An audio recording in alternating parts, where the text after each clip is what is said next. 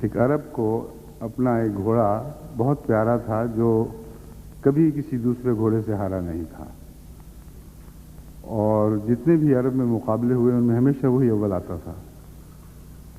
ایک اس کا نمبر 2 گھوڑا تھا جو نمبر 2 آیا کرتا تھا۔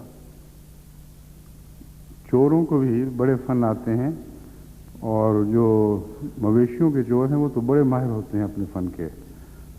ہم چونکہ جھنگ میں آباد ہیں، ربوہ جھنگ میں آباد ہے، اس لیے چوروں کا گڑھ ہے، خاص طور پہ مویشی چوروں کا، تو مجھے پتہ ہے بڑے بڑے ماہر فن لوگ ہیں یہ۔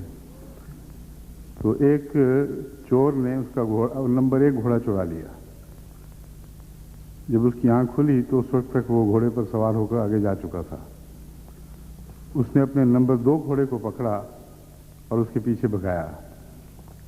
کیونکہ وہ گھوڑوں کا مزاج کا واقف تھا، اس لیے باوجود اس کے کہ گھوڑا نمبر 2 تھا، اس مالک کے اشاروں کو زیادہ سمجھتا تھا، اس لیے وہ پہلے گھوڑے کے قریب آ گیا۔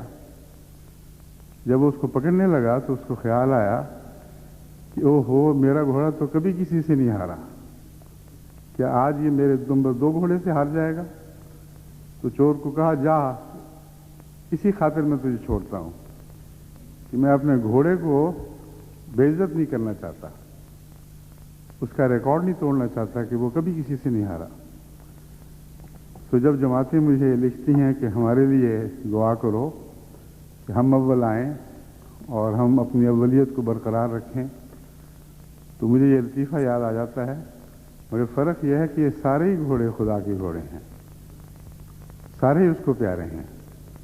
جو بھی آئے ہمیں اس کی خوشی میں شریک ہونا چاہیے، لیکن آپس میں بہرحال ان کی کوشش یہی ہونی چاہیے کہ وہ ایک دوسرے پر سبقت لے جائیں۔